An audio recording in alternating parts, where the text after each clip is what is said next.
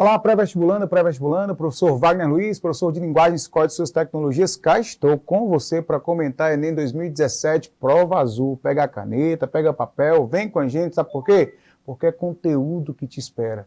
Exatamente para facilitar o teu ingresso aí nessas provas vindouras. Então vem comigo. Questão 17, prova azul, acompanha comigo. Gente, temos aí 2 textos, já deu para perceber. Então é claro que se eu tenho 2 textos, competência 7, que vem e nos chama para o conflito, se é que há conflito.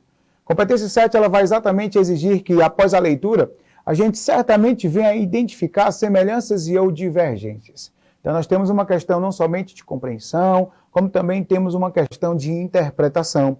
Então, a probabilidade da temática discutida, seja no texto 1, seja no texto 2, é a mesma. Tudo bem?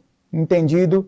Compreendido? Então, olha só, enunciados, textos tratam de línguas de culturas completamente diferentes. Olha só, no entanto, a temática está em derredor de quê? Da língua, cujas realidades se aproximam em função da. Vamos lá. Gente, linguagem, não é? O que é linguagem? Linguagem é um resultado de uma equação. Como assim, professor? Linguagem, resultado de uma equação é... Que equação é essa? É quando eu tenho um signo e a esse signo eu atribuo um significado. O que é o signo? O signo é um objeto de representação, tá? Que é representado por um código. O código pode ser a palavra. E essa palavra, quando tem um sentido, há uma linguagem, há uma comunicação, porque há um entendimento, há um compreendimento, entendeu? Então, linguagem é exatamente uma forma de se comunicar. É um meio. Então, quando eu tenho um código, quando eu tenho uma representação, e aquela representação, aquele código, não tem nenhum sentido, não há linguagem, porque não há entendimento, porque não há compreendimento. Deu para entender? Deu para compreender? Será se deu? Então, vamos à leitura do texto. Texto 1, texto 2. Texto 1 acompanha, veja só, a língua ticuna é o idioma mais falado entre os indígenas brasileiros. De acordo com o pesquisador Airon Rodrigues, há 40 mil índios que falam o idioma. A maioria mora ao longo do rio Solimões, no Alto Amazonas. É a maior nação indígena do Brasil, sendo também encontrada no Peru e na Colômbia. Os ticunas falam uma língua considerada isolada, que não mantém semelhança com nenhuma outra língua indígena e apresenta complexidades em sua fonologia e sintaxe. Sua característica principal é o uso de diferentes alturas na voz, entonação. O uso intensivo da língua não chega a ser ameaçado pela proximidade de cidades ou mesmo pela convivência com falantes de outras línguas no interior da própria área ticuna. Nas aldeias, esses outros falantes são minoritários e acabam por se submeter à realidade ticuna, razão pela qual talvez não representem uma ameaça linguística. Show de bola! Texto 2. Depois, vamos aqui estabelecer a relação riqueza da língua, massa. O inglês está destinado a ser uma língua mundial em sentido mais amplo do que o latim.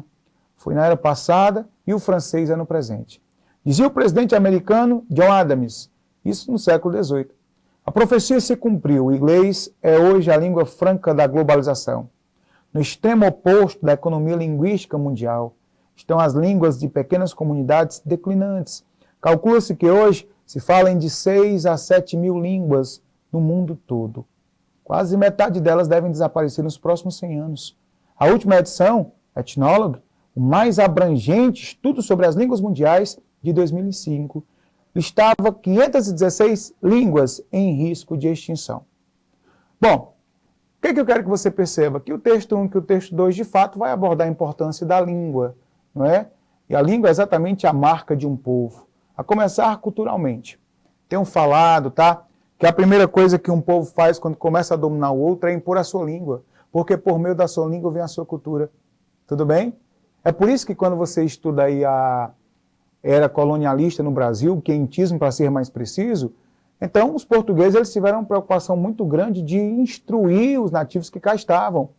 Fazendo o que? Em 1549, mandando para o Brasil uma literatura, na verdade, uma companhia, né, de missionários, uma companhia de jesuítas, né, que tiveram como finalidade, além de evangelizar, né, ir ao mundo e anunciar o evangelho, também ensinar, instruir exatamente os nativos, né? Ensiná-los uma outra língua, como também aprendê-las. Então, coube essa missão ao nosso querido Anchieta. Tudo bem? Então você vai perceber que, de acordo com o texto 1, sim, o ticuna, tá, é a língua mais falada entre os indígenas. E sim, de fato, o texto 2 confirma o fato da língua inglesa ser a língua hoje mais falada em todo o mundo, uma língua globalizada, de acordo com o texto. Então, quando a gente vem aí avaliar, a assertiva A diz semelhança no modo de expansão. Como assim? Semelhança no modo de expansão? Gente, a língua ticuna, de acordo com o texto 1, ela é restrita somente aos indígenas. Tudo bem? Já a língua inglesa, não, ela é global, então não há essa semelhança no modo de expansão. Há quem dera, não é verdade? B, preferência de uso na modalidade falada. Não, em nenhum momento, não nos fala sobre essa preferência do uso. Alternativa C, modo de organização das regras sintáticas. Não é pontuado, mas não é discutido aí a estrutura, as relações dos termos com a oração, tudo bem? A questão da concordância, da regência, da colocação pronominal.